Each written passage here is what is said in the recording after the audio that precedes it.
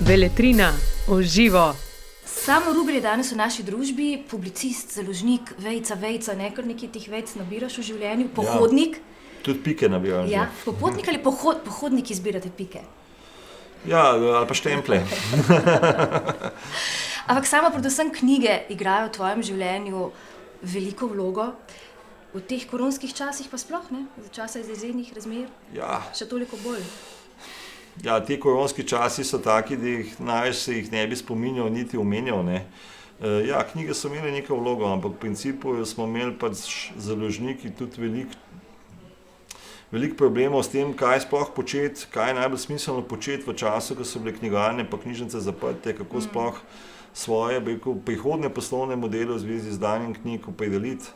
Tako da to so bili v bistvu zelo stresni časi, eni, jasno, mogoče tudi večje založbe so lahko zorganizirali svoje delo, da so se v tem času zelo ukvarjali tudi z vsebino knjig, ne, ali to z urednikovanjem in podobno. Recimo pač mi smo, jasno, veliko manjša založba s parimi zaposlenimi, ki nas je potem ta korona z vseh strani nekako prizadevala, tako da nimam lepih spominov. Ja, smo zdaj nekaj knjig izdali, tako da smo v bistvu v tem smislu tudi delovali, ampak to niso dnevi pa tedni, ki bi si jih rad spominjal.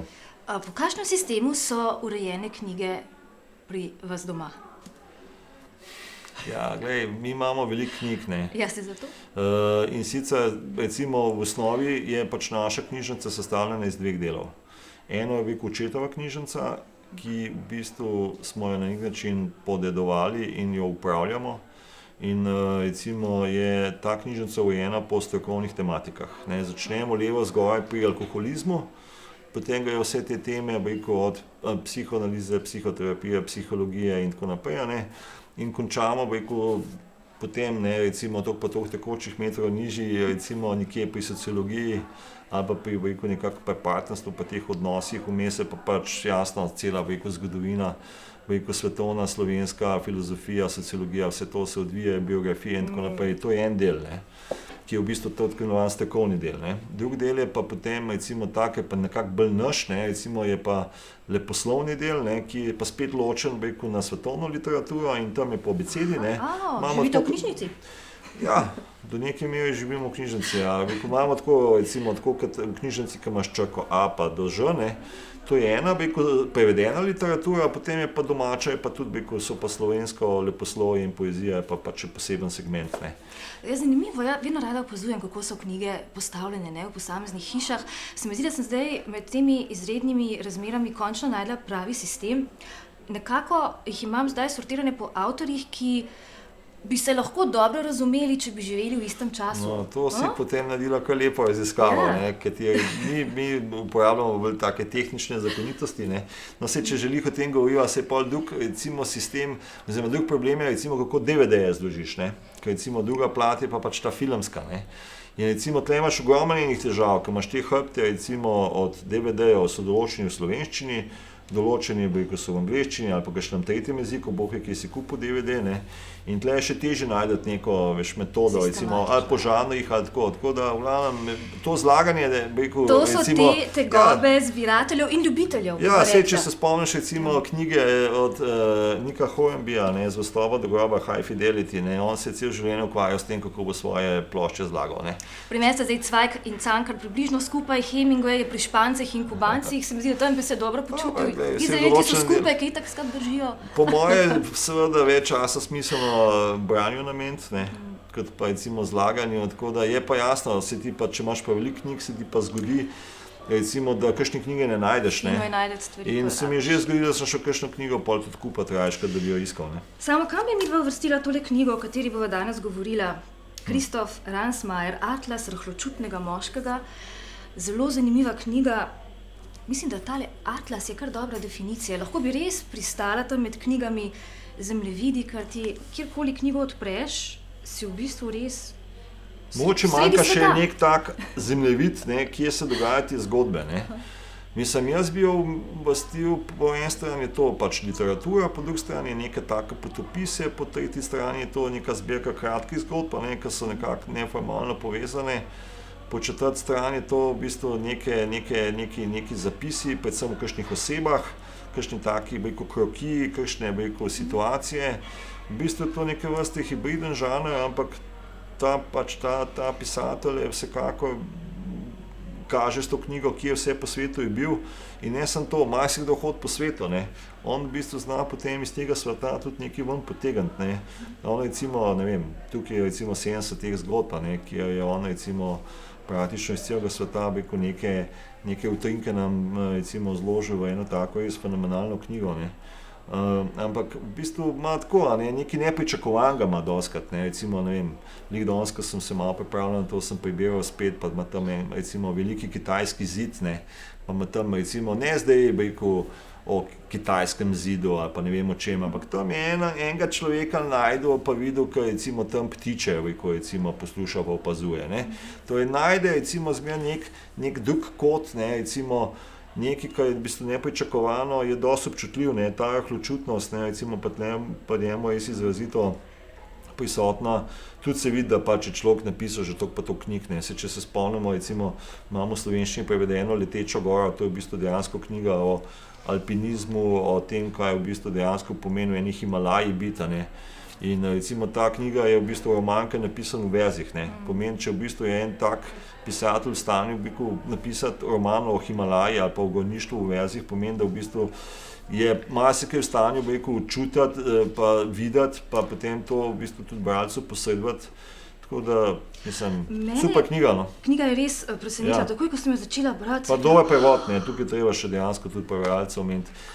Vejva je že prevajal tudi recimo Letečo goro, in v bistvu je pač jasno, prevod je na nivoju najboljši izvirnika, jaz izvirnika nisem bral, ampak ta prav prevajalec za to knjigo, ne. Ja, knjiga, ki je prišla pri Beletrini, pa tudi mene je povsem, kar je meni bilo všeč že na začetku, ko sem začela brati, je to, namreč tudi mene kot popotnico, ne, ljudje nas sprašujejo, koliko držav si že videla, ne, koliko kilometrov si prehodila. A imaš tisto aplikacijo, kje si bila, v kje državi? Štemplje. A veš, da nimam pojma, ker bi tudi, če bi vedela, bi tisti listek zagotovo zgubila, ampak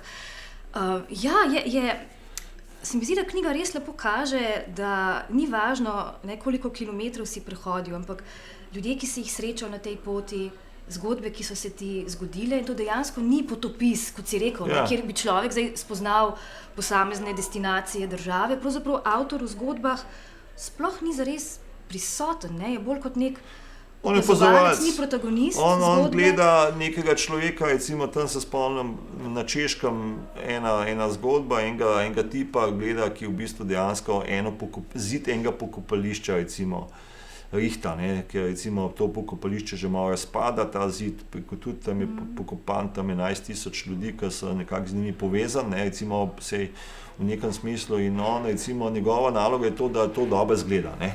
In recimo pač se ne ukvarja z nobenimi nekimi, spektakularnimi turističnimi destinacijami, ali pa to, ampak najde čist nek detajl, ne, ampak jasno, to lahko nekdo dela, pa piše, ki je tiste faze že vse preživel in v bistvu je to že, bom rekel, naslednja evolucijska stopnja, ne, recimo pisanja o tujih krajih, ne, ki je jasno, lahko šele nadaljevanje enega, kar je že bilo, ne pa osnova. Preden prideš na tak nivo, moraš najprej veliko napisati in veliko prepotovati. In tudi zato se mi zdi, saj mene so veliko bolj nagovarjale njegove zgodbe, ki se ne dogajajo v eksotičnih krajih. Mogoče so res najlepši tisti opisi iz njegove domače Avstrije, neki dogodki, ne, moški, ki spi ob jezeru in otroci obade lovijo, Pol smo pa že pa tem, kaj je dejansko potrebno za eno dobro zgodbo. Recimo je imel, Alain Botton je imel knjigo Umetnost potovanja in tako naprej.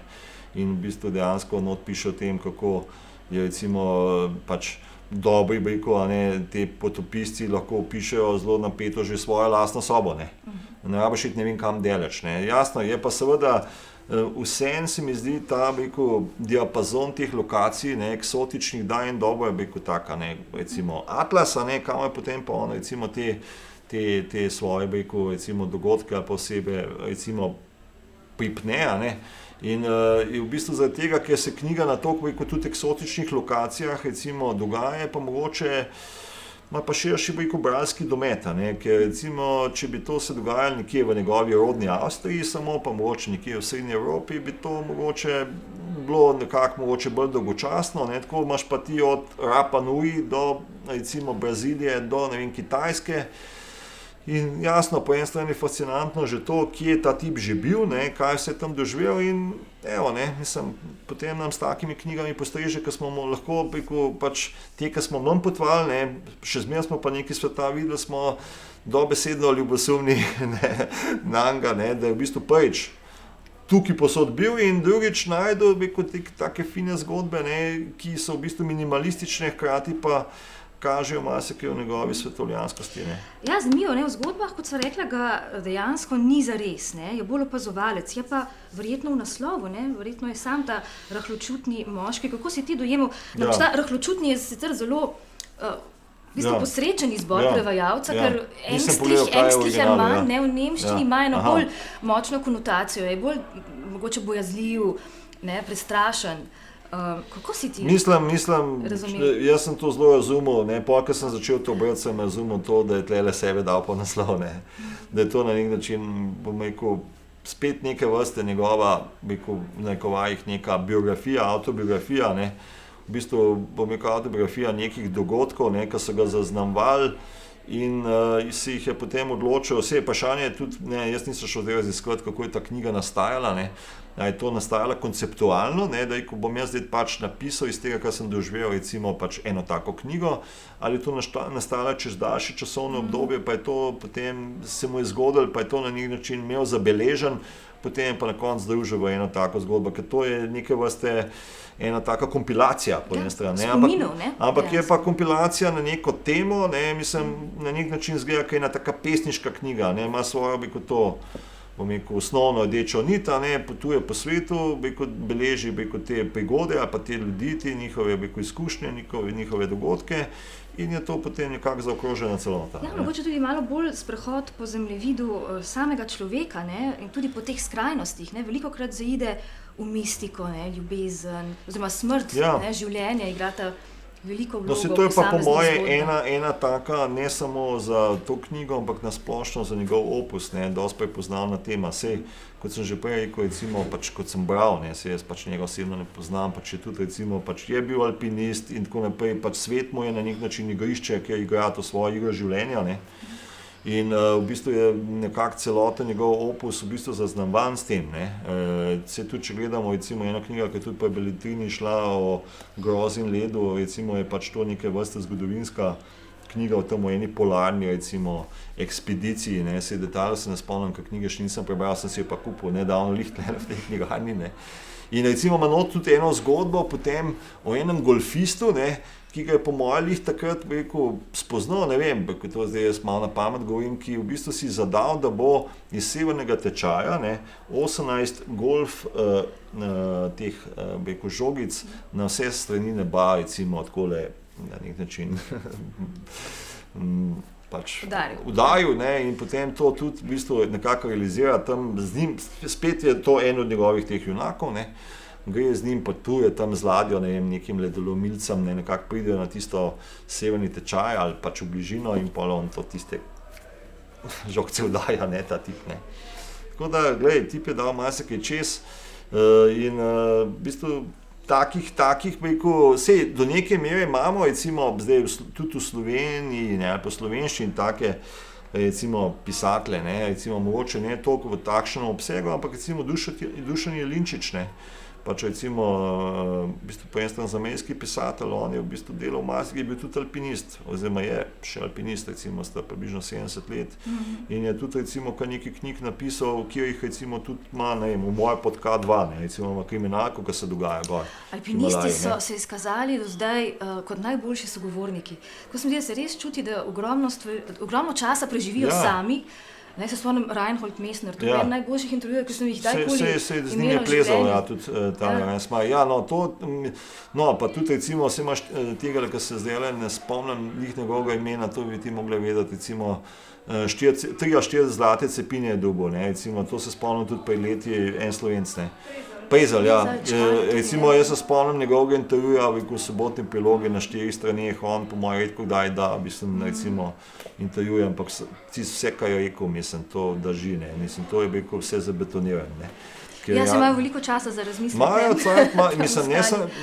po eni strani čas, po drugi strani so pa v neki taki zelo ekstremni situaciji, zelo so nekako povezani s tem soplezalcem, na nek način so drugemu izročeni na življenje in smrt. Ne. In v ekstremni v bistvu situaciji so zmeraj so nekje na limitu svoje eksistence, svojih moči in v bistvu potem iz tega lahko, če je pač osebnost ustrezna, ratejo sam presežki tudi potem v tem smislu artikuliranosti. Če gledamo recimo najboljš knjige, ne, mi jih imamo ogromen, imamo ta subžanr recimo planinske pa alpinistične literature, izjemno močan. Ne. Če gledamo na vrh, recimo pač Nec Zaplotnik in Pot, to je v bistvu knjiga, ki recimo 40 let po izidu še zmeraj funkcionira. Zdaj je bila recimo v italijanščino prevedena. Ne. Tako da recimo narava s svojimi ekstremi ponuja neskončno možnosti za recimo pisanje. On je šel recimo seveda v neko drugo smer, ampak izhaja iz te linije tega ekstrema, ne, ki jo je pa jasno za to knjigo v bistvu pa nagodil pač na nek svoj način. Ja, tudi tebe so hribi, na vse zadnje inspirirali, tudi ti si. No, mislim, jaz recimo sem napisal nekaj knjig, tudi ena hribovska knjiga je recimo o Triglavu, recimo pač kar sem se mogoče najbolj temu recimo nekemu ekstremu približal je to, ko smo bili trije soavtorji, recimo smo pisali eno tako dogodivščino, ko smo se odpravili na 100-kilometrski ultramaraton tam v Ameriko, pa smo tam malo pol recimo to nekako se probali fizično in mentalno pripraviti recimo na to, pa to tam recimo potem tudi odtečne. Tudi recimo takrat, ko ta knjiga je šla, so nam mnogi čestitali, kaj smo s to dosegali, ne, ampak recimo proti enemu takmu recimo človeku, ki je recimo v Himalaji tam na 8000 metrih, je to vseeno otroški vrtec in to sploh ne bi v bistvu nekako omenil. Ne. Vidimo pa recimo, ne, da se potem pa recimo ta alpinizem, recimo s tem, recimo, kar sem jaz na nek način počel, recimo s tekom, ne, se do neke mere recimo sovpadel. Imamo enega španskega, recimo ekstremnega tekača, Kilian Jornet, ki je en najboljših na svetu in ima na večini teh gorskih tekaških tekem, ima recimo najboljše čase. On je recimo tudi na nek način tekel gor, ne, na Mount Everest, ne. In celo je šel recimo 2krat v enem tednu gor, ne. Ja, ampak sej športniki... Je napisal knjigo zdaj o tem, ki je tudi šla, ne. Ja, ampak taki, alpinisti, športniki, pohodniki, popotniki, imamo v bistvu eno zelo podobno zadevo, ne. Nisi zares potoval, če ne prideš nazaj drugačen, kot si šel, ne. Razlogi, zakaj ljudje nekam grejo, so recimo zelo različni, ne, recimo tukaj zdaj to, po mojem ne moremo skupnega imenovalca najti, ne, ampak jasno je pa znotraj teh, ki nekam hodijo, ne, ki nekam grejo, imajo idejo, da bojo tam nekaj pa nesli, ne, in to v bistvu pa nesli, v bistvu ne mislim zdaj razgledanc turističnih, ampak v bistvu neko izkušnjo, nekaj novega in recimo tisti, ki se to potem odločijo, da bojo še v knjige, pač nekako spravili noter, to so, in ki niso to zdaj potopisne knjige v klasičnem smislu, ne, to smo recimo že dejansko pred desetletji mogoče recimo že konzumirali in nas to mogoče ne zanima več, ne. Ampak neka predelana izkušnja, nek predelan žanr, nekaj, kar je v bistvu zdaj že mogoče, to je mogoče neka evolucija potopisja, ne. Ena nadgradnja. Ja, ni to več, kje sem bil, ampak neki čisto en tak detajl, ne, sej jasno z Googlom lahko ti pride zdajle praktično kamorkoli že preko računalnika.